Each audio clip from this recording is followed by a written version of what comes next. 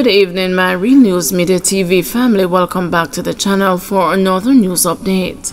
And in the news this evening, cabby killed in Iron River, St. Andrew. A taxi operator was shot and killed in Iron River, St. Andrew on Monday night.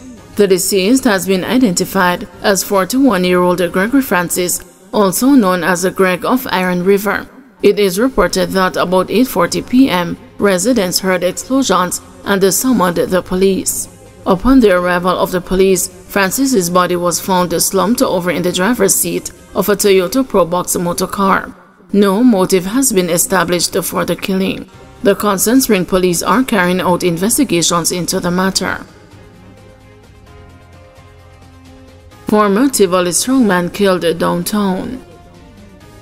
A former strongman from Tivoli Gardens was shot dead by gunmen at a car park at the corner of West and Tower Streets in downtown Kingston last night. He has been identified as 55-year-old Kirk Orlando Francis, otherwise called Judas, a higgler from Whitney Drive in Washington Gardens, St. Andrew. It was reported that around 7:20 p.m., Francis was about to enter his blue 2014 Honda Civic motor vehicle when he was attacked and shot multiple times by an unknown assailant. The gunman fled the scene on a motorcycle. Relatives rushed Francis to hospital, where doctors pronounced him dead. Francis, it is understood, was once a popular figure in Tivoli Gardens and was well known in West Kingston.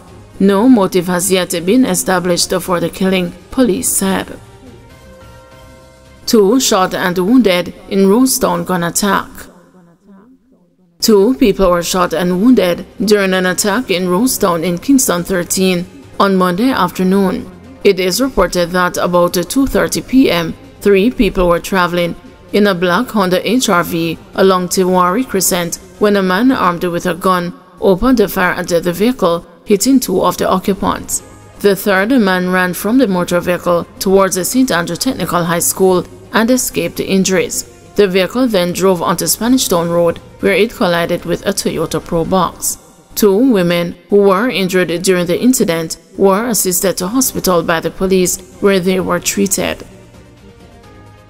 Teenager accused of raping woman and threatening to burn her house down. A 17-year-old student of a Montego Bay St. James address has been charged with rape and grievous sexual assault following an incident in his community on August 5. The Montego Bay police say about 3:30 p.m., a woman was in her bathroom when the teenage boy reportedly gained entry and sexually assaulted her. He allegedly threatened to burn her house down if she spoke of the incident. It is further reported that the following day, the teenager again attempted to assault the woman, but a passerby intervened. The matter was then reported to the police. Following investigations, the teenager was arrested and charged. A court date is being arranged for him. St. Andrew police charged 2 men for alleged illegal gun possession. 2 men have been charged in relation to the seizure of a firearm on Constant Spring Road in St. Andrew on August 12. They are 24-year-old Akeem Gordon, a taxi operator of Greater Portmore St. Catherine, and the 24-year-old Markian Slater, a laborer of Cassava Peace, Kingston 8. Both men have been charged with possession of a prohibited weapon. The Constant Spring police say about 12:12 a.m., police were on patrol when they signaled the driver of a Toyota Voxy motor car to stop. The driver complied and the police team searched the vehicle and reportedly found a Smith & Wesson firearm. Gooden and Slater were arrested and subsequently charged on August 17. Another earthquake felt in Jamaica. A light earthquake of preliminary magnitude 4.5 was felt in Jamaica on Tuesday morning. The earthquake unit at the University of the West Indies, Mona, says the epicenter was located approximately 20 kilometers north of Port Antonio, Portland. It was reported as felt at 3:20 a.m. in Portland, St. Thomas, and Kingston and St. Andrew. On Friday, a 5.3 magnitude earthquake jolted Jamaica. Parents are urged to safeguard children against hand, foot, and mouth disease. As the start of the 2024-2025 academic year approaches, parents are being encouraged to safeguard their children against hand, foot, and mouth disease. This urging comes from Health Promotion and Education Officer for Westmoreland, Gerald Miller, who says Ministry of Health and Wellness data indicated that increased cases tend to emerge between March and June and September and December. He points out, however, that spikes can occur at any time, and as such, parents must be vigilant. Hand, foot, and mouth disease is a common childhood illness caused by different enteroviruses, such as the Coxsackie virus, and is most frequently seen in young children, infants, and toddlers. It is characterized by fever and a blister-like rash affecting the palms of the hands and the soles of the feet, along with blisters inside the mouth.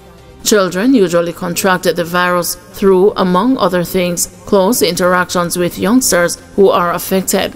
It typically occurs in small outbreaks in nursery schools or kindergartens.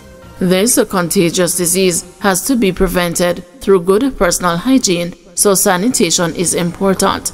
So we are encouraging our parents to pay attention to hand washing. That is very important, Miller told the news.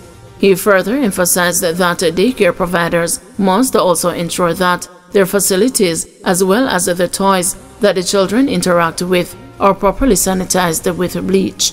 So once you see any blisters or so, anything that is unusual on the child's skin, we want you to pull them from school and allow them to be seen by a clinician, the Health Promotion Officer stated. Other symptoms of the disease include fever and a general malaise, poor appetite, aches and pains, etc. for 1 to 2 days. The fever is usually followed by small red spots on the hands, feet, and in the mouth, which often develop into blisters. Blisters may be developed on the gums, inner cheeks, and the tongue, and the patients may complain of mouth pain and a sore throat. Young children tend to drool and avoid swallowing, and may refuse to drink or eat because of the discomfort. Very young infants may even become dehydrated due to diminished fluid intake. Children infected generally have mild illness and recover within 1 week of developing symptoms. All cases of hand, foot, and mouth disease at institutions such as daycare facilities and schools should be reported to the medical officer at the parish health department.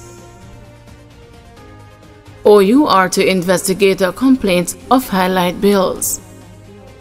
Following a flood of complaints about unusually highlight bills, the Office of Utilities Regulation says it is launching a probe into the matter. The OUR says it became increasingly aware of customers complaining about their bills following the passage of Hurricane Beryl. The regulator says it has initiated steps to thoroughly investigate these complaints. It says once the relevant information has been received from the Jamaica Public Service Company, it will be analyzed to determine what regulatory intervention is necessary. Energy Minister Darrell Vaz has said there must be accountability for the high bills being experienced by some JPS customers. With these new bills, that probably 50 to 75% of their customer base has been affected with bills that have gone up, in some cases 100%.